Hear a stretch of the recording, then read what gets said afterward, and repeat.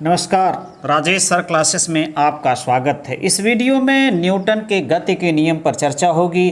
तो देखिए, न्यूटन के गति के नियम, न्यूटन्स लॉ ऑफ मोशन। सन 1686 में सर आइजक न्यूटन ने गति से संबंधित 3 नियमों का प्रतिपादन किया, जिसे न्यूटन के गति के नियम कहते हैं।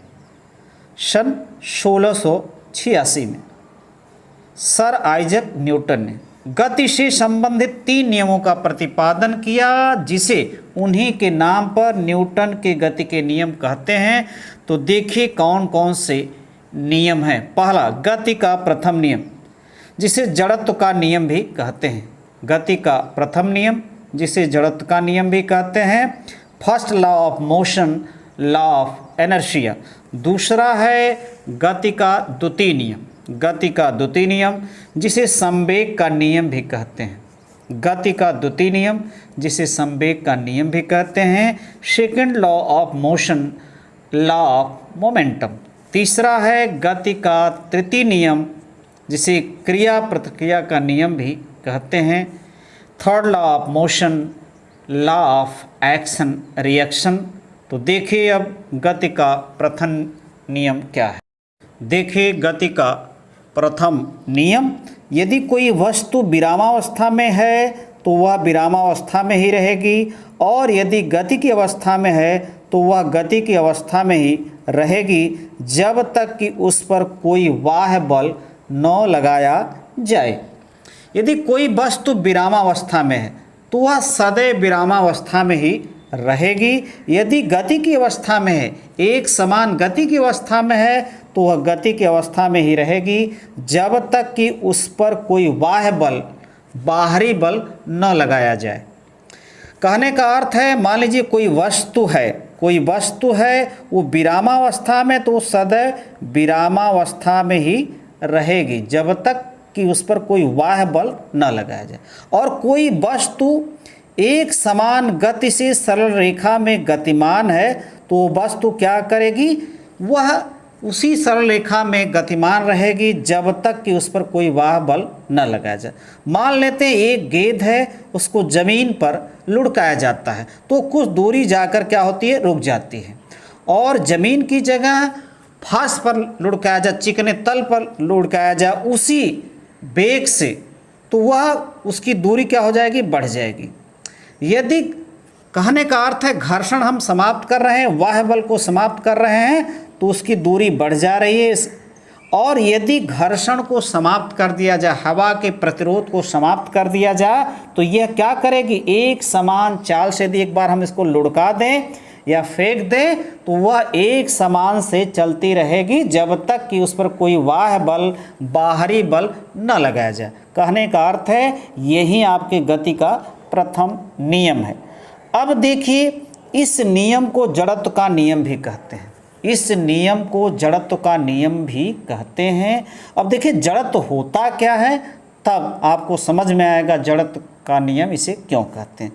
जड़त्व, जिसे अंग्रेजी में इनर्शिया कहते हैं, जड़त्व किसी वस्तु का वह गुण है जिसके कारण वस्तु अपनी विराम की अवस्था अथवा गति की अवस्था में होने वाले परिवर्तन का विरोध करती है।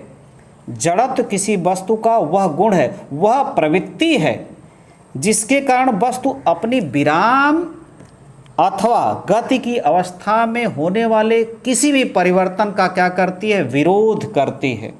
अब यदि कोई वस्तु अधिक बड़ी है तो उसका जड़त्व भी अधिक होगा, और यदि छोटा है तो उसका जड़त्व भी कम होगा। कहने का अर्थ है जड़त्व उस वस्तु के द्रव्यमान की माप होती है, जितनी उसमें मात्रा होगी, जितना द्रव्यमान होगा, जड़त्व उतना अधिक होगा। अब देखिए जड़त्व के प्रकार। जड़त्व 3 प्रकार का होता है, विराम का जड़त्व, गति का जड़त्व और दिशा का जड़त्व। यदि कोई वस्तु विराम अवस्था में है तो विराम में ही रहना चाहेगी, तो उसे विराम का जड़त्व कहते हैं। यदि कोई वस्तु गति की अवस्था में है, गतिमान है, तो उसी अवस्था में रहना चाहेगी, क्योंकि उसकी प्रवृत्ति है, उसका गुण है। और यदि कोई वस्तु किसी दिशा में जा रही है तो उसी दिशा में जाना चाहेगी। तो ये दिशा का जड़त्व हुआ। अब देखिए इनके उदाहरण, यानी गति के प्रथम नियम का उदाहरण देखिए। बस के अचानक चलने से उसमें बैठा यात्री पीछे की ओर गिर पड़ता है। यह क्यों गिर पड़ता है? जड़त्व के कारण। गति के प्रथम नियम के कारण, जड़त्व के कारण बस के अचानक चलने से उसमें बैठा यात्री पीछे की ओर गिर पड़ता है। बस अचानक चलती है और उसका जो निचले वाला सिरा है वह चल पड़ता है, लेकिन ऊपरी सिरा क्या करता है? वह जड़त्व के कारण उसी अवस्था में रहना चाहता है, इसी नाते वह पीछे की ओर गिर पड़ता है। दूसरा देखिए, चलती बस के अचानक रुकने से उसमें बैठा यात्री आगे की ओर गिर पड़ता है। तो ये देखिए विराम के जड़त्व के कारण हो रहा है। ये क्यों हो रहा है? गति के जड़त्व के कारण हो रहा है। अब बस चलती बस के अचानक रुकने से, यदि बस चल रही है तो उस पर बैठा व्यक्ति भी क्या है? चल रहा है। उसका जो बस पर बैठा है, जो उसके संपर्क में है, वह क्या है? गति की अवस्था में है। और अचानक रुकती है तो उसका ऊपरी हिस्सा क्या है? चलना ही चाहता है, और निचला हिस्सा क्या चाहता है? कि रुक जाए। इसी कारण वो आगे की ओर गिर पड़ता है। अब देखिए गति का द्वितीय नियम क्या है। देखिए गति का द्वितीय नियम, किसी वस्तु के संवेग परिवर्तन की दर उस वस्तु पर लगने वाले बल के समानुपाती होती है, और इस संवेग परिवर्तन की दिशा सदैव बल की दिशा में होती है। किसी वस्तु के संवेग परिवर्तन की दर उस वस्तु पर लगने वाले बल के समानुपाती होती है, यानी संवेग परिवर्तन की जो दर है उस वस्तु पर लगने वाले बल के समानुपाती होती है। यानी जितना संवेग परिवर्तन की दर बढ़ेगा या घटेगा, उसी अनुपात में बल भी क्या होगा? घटेगा या बढ़ेगा, समानुपाती है। और इस संवेग परिवर्तन की दिशा सदैव बल की दिशा में होती है। अब इस कथन को हम विस्तार से समझते हैं। इस नियम को संवेग का नियम भी कहते हैं। इस नियम को, गति के द्वितीय नियम को संवेग का नियम भी कहते हैं। अब देखिए इसको किस प्रकार निगमित किया जा सकता है। माना किसी वस्तु का द्रव्यमान यम है तथा प्रारंभिक वेग u है। t समय तक बल F लगने से वस्तु का वेग v हो जाता है। वस्तु का प्रारंभिक संवेग बराबर होता है द्रव्यमान गुणे वेग, तो द्रव्यमान यम है। प्रारंभिक वेग u है, प्रारंभिक संवेग निकालना है, यम u हो जाएगा। t समय बाद संवेग, तो द्रव्यमान तो ही है, वेग v हो रहा है। संवेग परिवर्तन P2 P1 यम v माइनस यम u। अब यहाँ से हम यम को कॉमन ले लेते हैं, तो यम कॉमन v माइनस u। संवेग परिवर्तन की दर, यानी संवेग परिवर्तन की दर अर्थात इस संवेग परिवर्तन में t का भाग दे देंगे, तो यम v माइनस u अपान टी, ये हो गया संवेग परिवर्तन की दर। गति के द्वितीय नियम से यह क्या है? गति का द्वितीय नियम क्या कह रहा है? बल की समानुपाती होती है। तो F क्या हो जाएगा? F यदि बल F है तो F समानुपाती हो जाएगा M into v minus u अपान टी। ये हुआ गति के द्वितीय नियम से। बल F समानुपाती संवेग परिवर्तन की दर, जैसे जैसे संवेग परिवर्तन बढ़ता जाएगा बल का मान भी बढ़ता जाएगा। अब समानुपाती का चिन्ह यदि हम हटाते हैं तो लिख देंगे F बराबर k इंटू यम v माइनस u अपान टी। अब देखिए यहाँ पर ये क्या है, v minus you upon T. यदि इसकी जगह हम क्या देखिए, वेग परिवर्तन बटे समय, तो इसको क्या कहते हैं, त्वरण कहते हैं। ये देखिए इतना हम यदि लेंगे तो ये क्या होता है, त्वरण। यदि हम इसको त्वरण को a से प्रदर्शित करें तो f बराबर लिख सकते हैं के यम इंटू ए, के इंटू यम इंटू ए। तो ये हुआ आपका बल बराबर के इंटू यम ए। अब यदि यम का मान क्या ले लें, एकांक ले लें, ए का मान एकांक ले लेंगे तो यफ का मान, और यफ तब क्या हो जाएगा, ये भी एकांक हो जाएगा। तो के की वैल्यू यहाँ से क्या निकलेगी, यफ बराबर 1, यदि यम बराबर 1 लेके ए बराबर 1 लेंगे, यानी 1 मीटर पर सेकेंड स्क्वायर 1 किलोग्राम, तो यफ भी क्या हो जाएगा, 1 हो जाएगा, एकांक हो जाएगा। तो k इंटू 1, यानी यहाँ से हमें k प्राप्त हो गया, k बराबर 1। अब हम इसमें k का मान रख दें तो हमें मिलेगा f बराबर यम ए। अब देख रहे हैं कि गति के द्वितीय नियम से बल के सूत्र का निगमन हो रहा है। बल के सूत्र का निगमन यानी बल बराबर होता है, यदि हम इसे शब्दों में लिखें तो बल बराबर द्रव्यमान गुणे त्वरण। ये संकेत में है और ये क्या है, शब्दों में है। अब गति के द्वितीय नियम को हम इस प्रकार भी कह सकते हैं, किसी वस्तु पर लगाया गया बल वस्तु के द्रव्यमान और वस्तु में उत्पन्न त्वरण के गुणनफल के बराबर होता है। अर्थात गति के द्वितीय नियम को हम इस प्रकार भी परिभाषित या उसके कथन को इस प्रकार भी कह सकते हैं, किसी वस्तु पर लगाया गया बल वस्तु के द्रव्यमान और वस्तु में उत्पन्न त्वरण के गुणनफल के बराबर होता है। अब देखिए गति के द्वितीय नियम का व्यवहारिक उदाहरण। अब ये पहला उदाहरण आपके सामने है। क्रिकेट की गेंद पकड़ते समय खिलाड़ी अपने हाथ पीछे खींचता है, क्यों खींचता, क्योंकि गेंद पकड़ने में उसे घाव न लगे।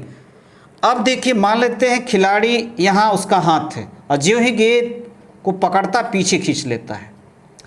अब यहाँ जब गेंद पकड़ता है तो उसका संवेग बहुत अधिक होता है।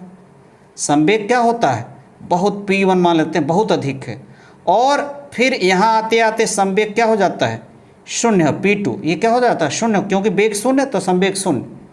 अब यदि ये हाथ अपना यही करता तो जो समय है वो शून्य के बराबर होता, टाइम क्या होता, शून्य के बराबर होता। और जब यहाँ आ रहा है तो टाइम कुछ बढ़ गया तो संवेग परिवर्तन जो की दर हुई वह क्या हो गई, यहाँ पर समय क्या है, संवेग परिवर्तन। देखिए P2 माइनस P1 बटे T, यही है द्वितीय नियम, संवेग परिवर्तन की दर बल के बराबर होता है। यह जितना अधिक होगा बल उतना अधिक लगेगा। अब यदि यह इसी जगह है तो गेंद पकड़ा और इसका वेग शून्य हो गया तो समय बहुत कम लगा, तो ये संवेग परिवर्तन अधिक। लेकिन यहाँ पकड़ा, यहाँ खींच लिया तो कुछ समय तो लगा परिवर्तन होने में, यानी P1 से P शून्य होने में कुछ समय लगा, तो T का मन बढ़ गया तो संवेग परिवर्तन क्या हो गया, घट गया, अर्थात बल कम लगा, अर्थात उसको घाव कम लगा या घाव कम लगेगा। दूसरी बात देखिए, बंदूक की गोली शरीर में क्यों घुस जाती है, बंदूक की गोली शरीर में क्यों घुस जाती है। अब बंदूक की गोली का संवेग बहुत अधिक होता है और शरीर में ज्यों ही घुसती है मांस में फंस जाती है और उसका क्या होता है, संवेग तुरंत क्या होता है, शून्य हो जाता है। और ज्यों ही शून्य होगा, समय कम लगा है तो बल अधिक लगेगा, संवेग परिवर्तन की दर है, वही बात है। गोली लगी तुरंत संवेग परिवर्तन शून्य हो गया, तो समय कम समय में संवेग परिवर्तन हुआ तो इसका अर्थ बल अधिक लगेगा, इसी ना तो शरीर में क्या होती है, घुस जाती है। अब देखिए गति का द्वितीय नियम, सारी गति का द्वितीय नियम नहीं, गति का तृतीय नियम। प्रत्येक क्रिया की सदैव बराबर और विपरीत प्रतिक्रिया होती है। प्रत्येक क्रिया, जब कोई क्रिया होती है तो उसकी प्रतिक्रिया भी होती है। यही गति का तृतीय नियम है। इसके कारण गति के तृतीय नियम को क्रिया प्रतिक्रिया का नियम भी कहते हैं। अब देखिए विस्तार से समझिए। किसी भी क्रिया के लिए ठीक उसके बराबर किंतु विपरीत दिशा में प्रतिक्रिया होती है। क्रिया और प्रतिक्रिया बल सदैव दो अलग अलग वस्तुओं पर एक साथ कार्य करते हैं। किसी भी क्रिया के लिए ठीक उसके बराबर किंतु विपरीत दिशा में प्रतिक्रिया होती है। क्रिया और प्रतिक्रिया बल सदैव दो अलग अलग वस्तुओं पर एक साथ कार्य करते हैं। यानी हम यदि किसी को एक पड़ाका मारेंगे तो उसको तो घाव लगेगा ही, हमारे हाथ में भी घाव लगेगा, क्योंकि क्रिया हुई तो उसकी प्रतिक्रिया भी होगी। तो क्रिया और प्रतिक्रिया सदैव अलग अलग वस्तुओं पर, हमने उसके मान लीजिए पीठ पर मारा एक पड़ाका या गाल पर मारा, तो गाल भी हमारे हाथ पर क्या करेगा, प्रतिक्रिया करेगा, तो उसके गाल पर भी घाव लगेगा, हमारे हाथ में भी घाव लगेगा। तो किसी क्रिया की सदैव बराबर तथा विपरीत दिशा में प्रतिक्रिया होती है। क्रिया प्रतिक्रिया सदैव अलग अलग वस्तुओं पर कार्य करती हैं। अब देखिए क्रिया प्रतिक्रिया या गति के तृतीय नियम के व्यवहारिक उदाहरण। पहला है गोली छूटने पर बंदूक पीछे की ओर गति करती है।